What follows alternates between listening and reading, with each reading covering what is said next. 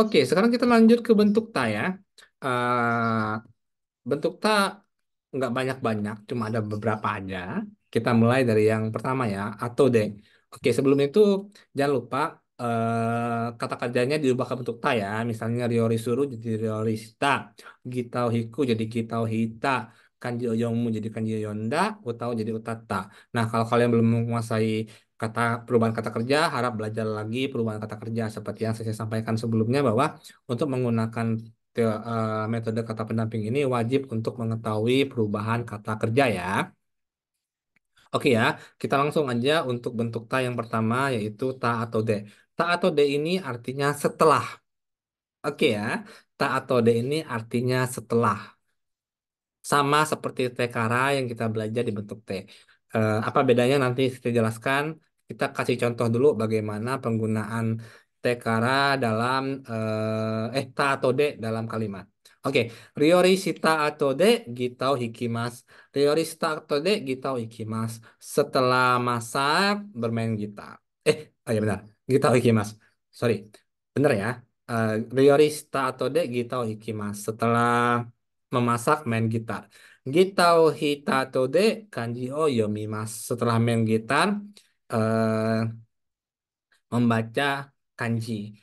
Kanji o yonda atau de utaimasu. Setelah membaca kanji, bernyanyi. Nah, sama ya. eh, Secara arti dalam bahasa Indonesia itu sama artinya setelah. Nah, apa dong bedanya sama tekara? Kita udah belajar di bentuk T, tekara artinya setelah juga. Bedanya adalah pertama, ta atau de itu walaupun dia menyatakan setelah, tapi dia nggak mesti harus langsung gitu ya, seperti tekara. Jadi ada jeda ataupun ada waktu yang panjang antara satu kegiatan sama kegiatan lain itu is okay gitu, nggak ada masalah. Oke ya, jadi kalau misalnya ketika dibilang Ryori si tekara gitao ikimas, berarti pakai tekara ya segera gitu. Setelah setelah masak ya main gitar bisa berarti langsung gitu ya. Jadi jaraknya nggak lama gitu antara dia priori priori suruhnya sama Gitao Hikunya. Nah, sedangkan pakai ta atau de dia ya boleh lama gitu. Berarti kalau dibilangnya Ryori si ta atau de Gitao Hikimas, dia akan fokusnya adalah ketika dia berbicara misalnya setelah masak main gitar, nah maksudnya nggak harus langsung gitu. Mungkin dia mau istirahat dulu, mau ngemil dulu atau apa ya. Yang pasti dia main gitarnya itu setelah dia masak gitu. Paham ya? Jadi dia penegasan bahwa ya dia pasti main gitar, tapi ya setelah masak gitu, bukan langsung gitu. Kalau Tekara dia lebih ke fokus ke urutan peristiwanya. Kalau kalau Tato Deni menyatakan ya main gitarnya itu setelah apa namanya setelah masaknya. Jadi dia lebih ke apa ya? Dia pasti melakukan itu tapi setelah hal lain yang dilakukan gitu. Oke ya. Jadi dia tidak fokus ke urutannya tapi dia lebih ke keseluruhan kalimatnya. Contoh yang paling gampang dipahami adalah misalnya ya hahawa hahawa nihong itta atau de Kangkoku ikimasta.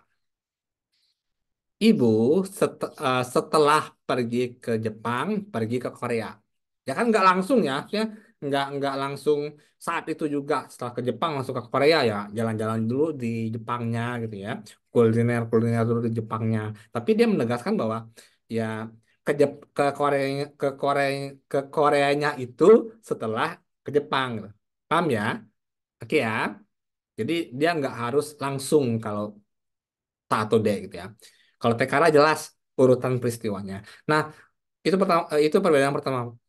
Perbedaan kedua itu atau de bisa digunakan juga untuk kata benda. Kalau tekara nggak bisa.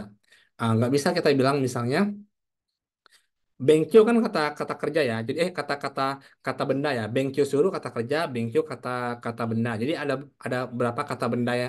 Kata benda itu yang menyatakan aktivitas atau ada peristiwa di dalamnya seperti ame.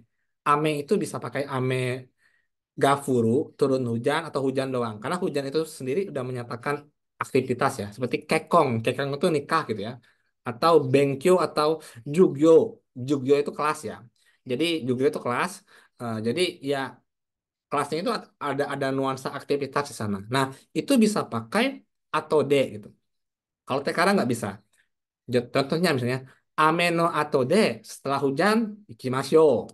Setelah hujan ya eh, mari kita berangkat gitu ya. Jadi amenya itu kata kata benda tapi dia bisa pakai atau de. Cuma untuk kata benda harus pakai no. Ya udah tahu ya apa namanya rumus kata benda plus kata benda itu harus pakai no. Berarti ame no atau de ikimasyo. Setelah hujan kita berangkat yuk gitu. Nah, misalnya jugyo no atau de apa namanya Samposio, ayo kita jalan-jalan setelah kelas gitu ya, setelah pelajaran gitu.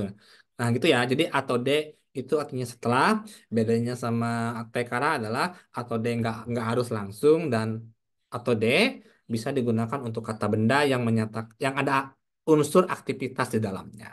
Oke ya, berikutnya. Ri, ri, tari, tari. Ri, ri ini menyatakan sama, dia menyatakan ada beberapa peristiwa yang terjadi, tetapi tidak berurutan. Kalau tekara itu berurutan, kalau tari-tari itu tidak berurutan. Jadi dia nggak fokus sama urutannya, tapi dia fokus pada macam-macam kegiatannya. Contoh, misalnya kalau hari Minggu nih ngapain aja? Ada yang nanya nih, Sensei kalau hari Minggu ngapain aja? Oke ya. 先生は日曜日に料理したり、ギターを弾いたり、漢字を読んだり、歌ったりします。Gitu ya. Tari-tari suruh belakangnya. Tari-tari simas gitu ya. Jadi artinya itu eh, sensei pada hari Minggu memasak, main gitar, baca kanji, dan nyanyi-nyanyi gitu ya. Jadi ya walaupun penyebutannya berurutan gitu ya kayak Rio Rio Risuru dulu, terus Gita Hiku dulu, baru Kanji Yomu sama Utau. Nah, tapi kita nggak fokus sama urutannya, tapi fokus pada macam-macam kegiatannya. Misalnya, contoh lain, di Jogja ngapain aja? Saya liburan ke Jogja ngapain aja? Ke Candi Prambanan, ke Malioboro, bersantai di pantai, misalnya ya. Terus mengunjungi teman. Nah, itu kan kita nggak fokus sama urutannya mana dulu. Yang penting mah kegiatannya kita sebutin satu persatu. Nah, itu menggunakan bentuk tatamari. Ya, bisa ya. Saya kasih contoh sekali lagi ya. Misalnya, ulangi lagi contohnya. Nishio bini ryori shitari, getao hitari, kanji o yondari, utattari shimasu. Oke ya, jadi ada urutan kegiatannya. Tari-tari itu menyatakan urutan kegiatan. Bisa ya? Oke, next. Kotogaru. Kotogaru itu artinya pernah. Kotoga aru atau kotoga arimas artinya pernah. Oke ya. Jadi untuk menyatakan pernah pakainya kotoga aru atau kotoga arimas. Pernah main gitar. Gitao hiita kotoga arimas. Gitao hiita kotoga arimas. Pernah main gitar. Kanji o yonda kotoga arimas. Pernah main pernah baca kanji. Oke ya. Nihongo de utatta koto ga arimasu. Pernah bernyanyi dengan bahasa Jepang. Itu ya. Jadi koto ga aru itu artinya pernah. Udah deh. Untuk K ada tiga doang di dalam L5. Wajib hafal. Ta atau dernya setelah. Tari-tari menyatakan eh, berbagai macam aktivitas atau kegiatan. Dan koto ga aru artinya pernah. Tiga doang. Oke ya, hafal ya. Setelah urutan peristiwa ada, bukan, macam-macam kegiatan dan terakhir adalah menyatakan pernah. Oke, gampang ya.